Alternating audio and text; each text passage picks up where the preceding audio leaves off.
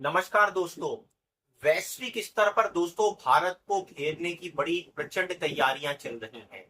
देखने में सब कुछ चाहे सामान्य सा लगता हो, लेकिन अंदर खाने में इतनी तगड़ी हलचल है कि भारत के लिए तरह तरह के खतरे पैदा किए जा रहे हैं। और दोस्तों आपको जानकर आश्चर्य होगा कि ये खतरा पैदा करने वाले आखिर हैं कौन। दोस्तों ये खतरा पैदा करने वाले हैं अमेरिका और यूरोप के छोटे छोटे उच्चे देश। दोस्तों उसके साथ साथ इनका साथ दे रहा है चीन। दोस्तों वैसे तो ये चीन और जो यूरोप के देश हैं, अमेरिका है, वो एक दूसरे से प्रतिस्पर्धा रखते हैं, लेकिन भारत को घेरने के नाम पर ये एकजुट होकर दिखाई पड़ते हैं।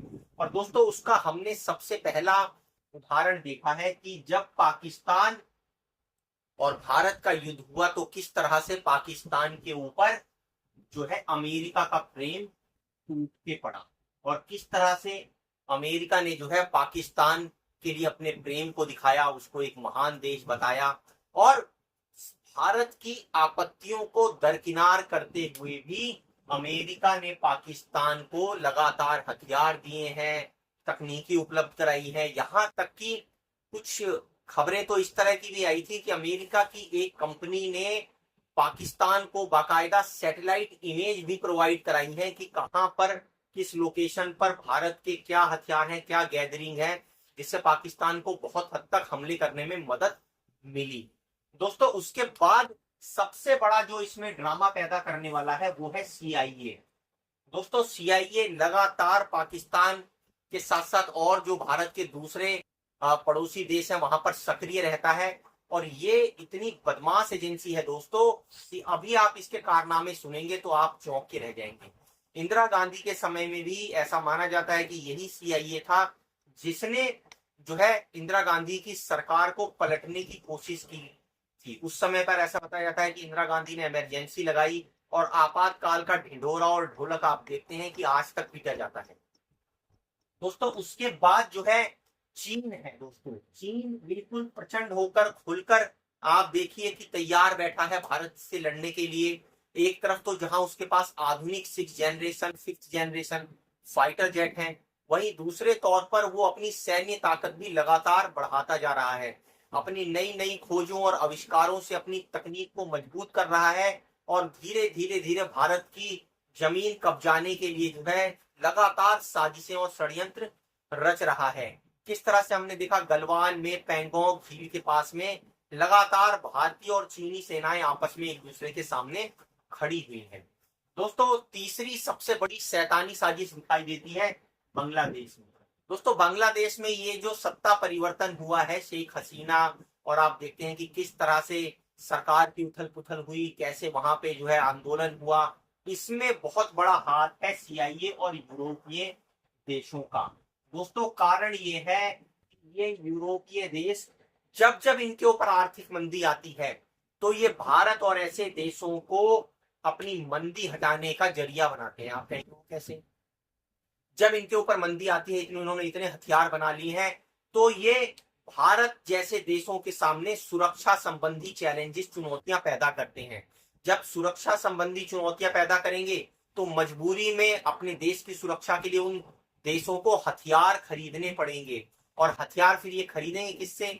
खरीदने वाले आप समझ जाइए, फिर बेचने वाले भी यही हैं। अमेरिका है, फ्रांस है, और जो दूसरे देश जो नए नए हथियार बना रहे हैं, आप वहीं जाएंगे उनसे हथियार खरीदने के लिए। तो लगातार उनके हथियारों की बिक्री होती रहे, उनकी अर्थव्यवस्था मजबूत रहे, इसलिए वो जो बांग्लादेश और ऐसे छोटे छोटे देश हैं उनके अंदर अस्थिरता पैदा करते हैं। भारत जैसे देशों के लिए चुनौतियां पैदा करते हैं। दोस्तों इसका उदाहरण हम देख चुके हैं कि कैसे जो है अब जो बांग्लादेश के अंदर सरकार है वो कैसे पाकिस्तान परस्त है, वो कैसे चीन परस्त है, और कैसे वो अमेरिका के इशारों पर नाचने वाली एक सिर्फ उछल्ली सरकार है। वो चुनाव करवाने से भी डरती है।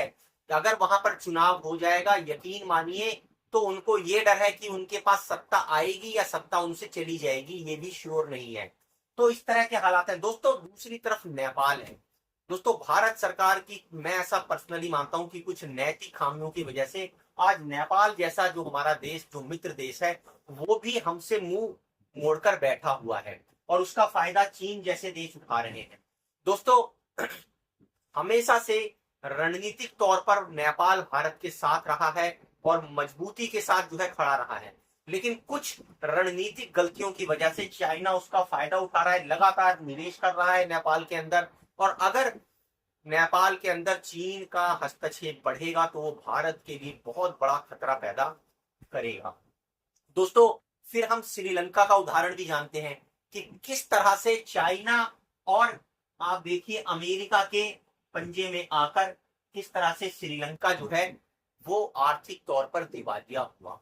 कर्ज किस तरह से चाइना ने इसके ऊपर लगातार बढ़ाया, उस कर्ज के कारण जो है वहां की अर्थव्यवस्था किस तरह से भ्रमित हुई।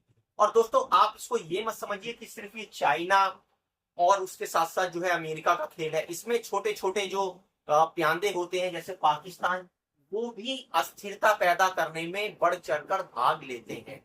तो दोस्तों, यहाँ पर भारत के लिए लगातार चुनौतियां पैदा करना अमेरिका के लिए फायदेमंद है, यूरोपीय देशों के लिए फायदेमंद है, चीन के लिए भी फायदेमंद है।